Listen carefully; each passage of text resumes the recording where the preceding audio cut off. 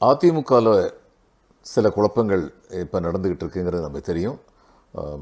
பல காலங்கள் அங்கே குழப்பங்கள் நடந்துக்கிட்டு இருக்கு. ஜெயலலிதா மறைவுக்கு பின்னால் இந்த குழப்பங்கள் அதிகரித்திருக்கிறது அப்படிங்கிறது உண்மை. இப்போ ஒரு குழப்பம் வந்து கொஞ்சம் இன்டென்ஸாக வந்து நடந்திருக்கு. செங்கோட்டையன் வந்து ஹரித்வார் சொல்கிறேன்னு போயிட்டு அதுக்கப்புறம் அமித்ஷாவையும் நிர்மலா சீதாராமனையும் சந்தித்தேன் அப்படின்னு அவர் வந்து பேட்டியில் சொல்லியிருக்கார். இப்போ அதை பற்றி மீம்ஸ் எல்லாம் போட ஆரம்பிச்சிட்டாங்க. ஒருத்தர் வந்து கேட்குறாரு, ஹரித்வார் எங்கே இருக்குன்னு கேட்குறாரு. பார்த்திபன் கேட்குறாரு. அதுக்கு வடிவேல் வந்து சொல்கிறாரு, சரியாக தெரியல, அவங்க நிர்மலா சீதாராமன் அமித்ஷா இவங்க வீட்டுக்கு பக்கத்தில் இருக்குங்கிறது மட்டும் சரியாக தெரியும் அப்படின்னு சொல்கிறார். இப்படியெல்லாம் மீம்ஸ் போட ஆரம்பிச்சிருக்காங்க. இப்போ இதில் அடிப்படை எழுகிற கேள்வி என்னென்னா, அதிமுக வந்து இன்றைக்கு இரண்டாவது பெரிய கட்சியாக இருக்குது. அப்படி இருக்கும்போது இவங்க ஏன் பாஜக தமிழ்நாட்டில் வந்து பெரிய கட்சி இல்லையா, பாஜக பின்னாடி ஏன் போகிறாங்க, டெல்லிக்கு போய் போய் ஏன் ஆலோசனை கேட்குறாங்கன்னு கேட்டிங்கன்னா, நம்ம தெரிஞ்சிக்க வேண்டியது என்னென்னா, இந்த கட்சியுடைய ஆரம்ப காலத்திலிருந்தே அப்படித்தான் இருந்தது.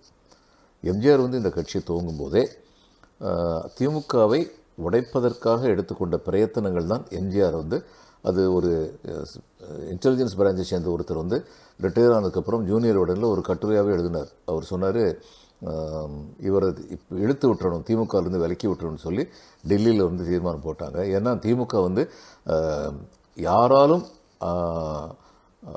தாக்க முடியாத கல்கோட்டையாக இருந்தது.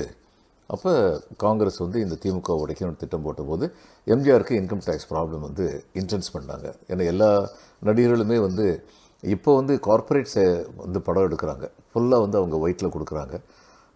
அப்படி இப்போ இல்லாத போது கருப்பு பணம் கொடுக்கப்படுறதா பெரும்பாலும் பேசப்படுது. அந்த நாளில் வந்து பெரும்பாலும் கருப்பு பணம் வாங்கப்பட்டது அப்படின்னு. உதாரணமாக எம்ஜிஆர் வந்து கடைசியாக நடித்த படத்துக்கு அவர் 47 லட்சம் ரூபா வாங்கினான்னு சொல்லுவாங்க. ஆனால் 47 லட்சம்னு சொல்லி கணக்கில் வந்ததில்லை. அப்போ இந்த இன்கம் டேக்ஸ் வந்து அவர் அதிகமாக துன்புறுத்தும் போது எம்ஜிஆருக்கு இந்த இன்கம் டேக்ஸ் இதெல்லாம் பற்றின பயத்தை விட வரி கட்டாமல் அரசாங்கத்தை ஏமாத்தினவர்னு தன்னை பற்றி ஒரு கெட்ட பேர் வந்துடக்கூடாது. ஏன்னா மக்கள் மத்தியில் ஒரு மிகப்பெரிய நல்ல இமேஜோடு இருந்தார், அது போயிடக்கூடாதுன்னு சொல்லி நினச்சார்.